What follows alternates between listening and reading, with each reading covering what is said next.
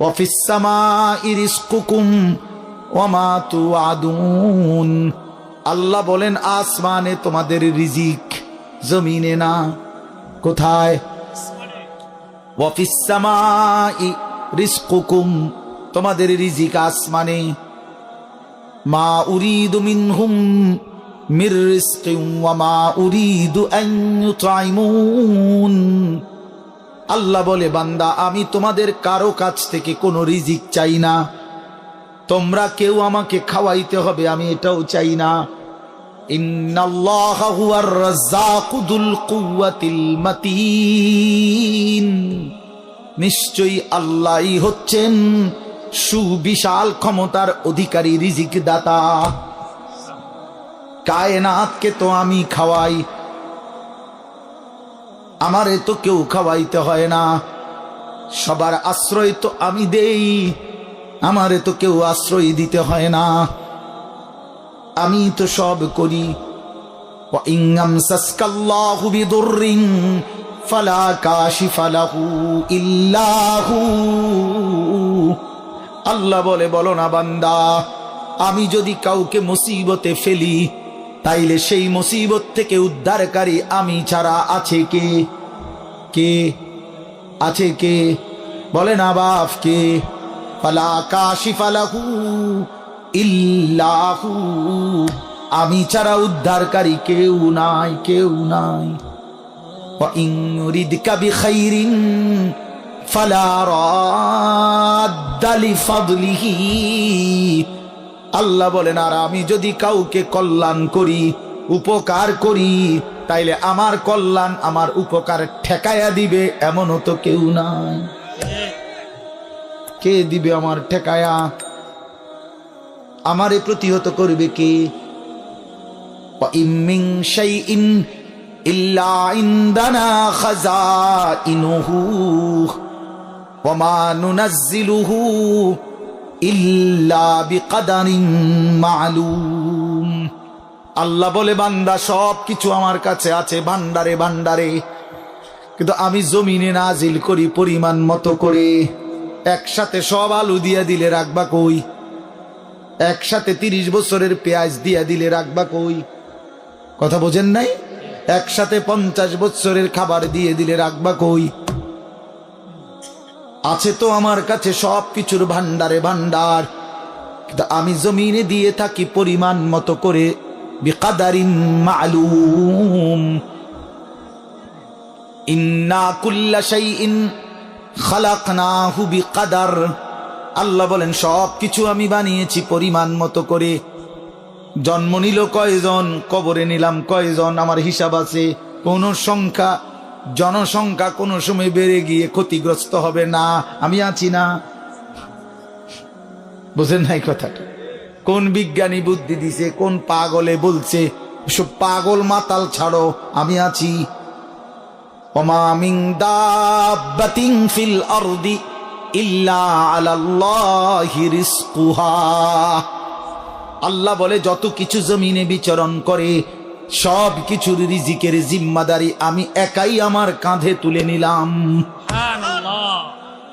ওয়া ইয়ালামু মুস্তাকাররাহা ওয়া মুস্তাউদাআহা। আল্লাহ বলেন আমার বান্দা, আমার সৃষ্টি, আমার মাখলুক কখন কোথায় থাকবে, শেষ পর্যন্ত কোথায় দাফন হবে, আমি সব আগের থেকেই জানি, ফয়সালা করে রেখেছি। গতকালকে আমি ছিলাম সিলেট মৌলভীবাজার, আজকে এখানে। এই জিন্দেগি আল্লাহ বলেন আমি জানি। কুল্লুম ফি কিতাবিম মুবিন, সব কিছু আমি স্পষ্ট আমল নামার মধ্যে, তাকদীরের মধ্যে লিখে রেখেছি। তাকদীরে সব আগের থেকেই ফয়সালা করা, সব আগের থেকে সিদ্ধান্ত করা। আর রিজকু মাকসুম, রিজিক বন্টন হয়ে আছে। মাথার গাম পায়ে ফেললা, পায়ের গাম যদি আবার মাথা তো উড়ান, বরাদ্দ যে দূরে দূরে, হুদাই লাফান। আরে হুদাই লাফান, বুঝেন নাই? যে পরিশ্রম করে তার আয় বাড়ে, তাইলে তো সব দোকানদারের বেচা কিনা সমান হইতো। একসাথে দোকান খোলে, একসাথে দোকান বন্ধ করে, কামাই সমান না কেন? বুঝেন নাই আমনে কথা? একই স্ট্যান্ডে সবার 30টা সিএনজি এখান থেকেই গেছে, এখান থেকেই আপনার এই সিরিকাইল থেকেই কোম্পানিগঞ্জ থেকেই সিরিকাইল, কই সবার ইনকাম বরাবর কেন? কেন? শুধু পরিশ্রম করিলেই অর্থ আসে? না না না, আসমানের ফয়সালাতে অর্থ আসে, রবের ফয়সালা। ইন্না রাব্বী ইয়াবসুতুর রিজকা লিমান ইয়াশাউ ওয়া ইয়াকদির।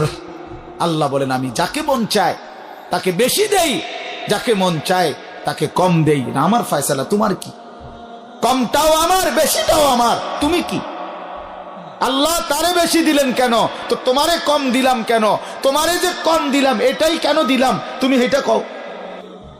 কোনটা তোমার? আসমান তোমার না জমিন তোমার? শরীর তোমার না দেহ তোমার? বুদ্ধি তোমার না চোখ তোমার না হাত তোমার? তোমার কি তা? কথা বলেন না কেন? তো সবই আমার, আমি যাকে যা মন চাই তাই দেব। তুমি কি? তুমি এনে মতামত দিবার অধিকার আছে নি আমার? তাইলে এই জন্য বাপ, বন্ধু আমার, দোস্ত আমার, সাথী আমার, সবাই রে বলি ভাইয়া জিন্দিগির হিসাব করেন। এটাই আমার মূল বক্তব্য। আর একটু নড়ে চড়ে ঘুরে দাঁড়ান। ছেলেরা, বাপ ফিরে আসো তুমি আল্লাহর দিকে, কোরআনের দিকে, নামাজের দিকে, সেজদার দিকে। এই কপাল পৃথিবীর কোনো কামাইতে লাগে না, খেয়াল করে দেখে। উপার্জনের পৃথিবীতে মানুষ দেশে থাকুক আর বিদেশ থাকুক, চাকরি করুক আর ব্যবসায়ী করুক, ক্ষেত খামারে কাম করুক আর দিন মজুরি করুক, মাড়ি কাটুক আর যাই করুক, কপাল কোনো কামে লাগায় না। বুঝো না হিসাব দেয়? কপাল কি লাগায় না? কোন কাজে লাগায় না। কপাল শুধুই সেজদার জন্য, কপাল শুধুই সেজদার জন্য, শুধুই সেজদার জন্য, কপাল শুধুই সেজদার জন্য। কিসের জন্য?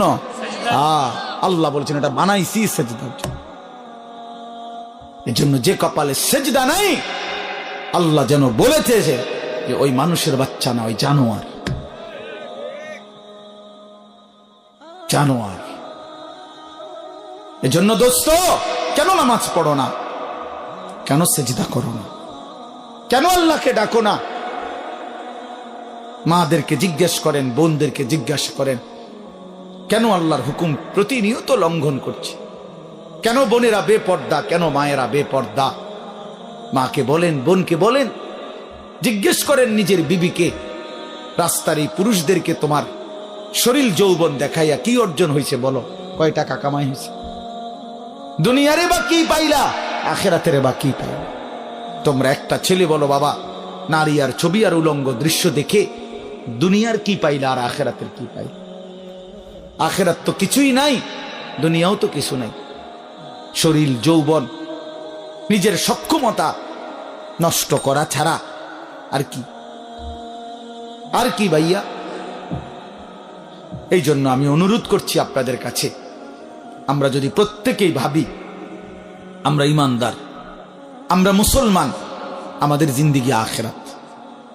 আর এই আখেরাতের সবচেয়ে বড় ফিকির যদি আমার বিবেকে ঢুকে যে আসলে আমার জীবন আখেরাতের জন্য, আমারে আল্লাহ বানাইছেন আখেরাতের জন্য, আমারে আল্লাহ ঈমান দিয়েছেন জান্নাত দেওয়ার জন্য, তাইলে আমাদের জন্য সর্বশ্রেষ্ঠ নিজের জীবন গঠন, আখেরাত গঠন, জান্নাত অর্জন, জাহান্নাম থেকে মুক্তির সর্বশ্রেষ্ঠ মৌসুম মাহে রমজান।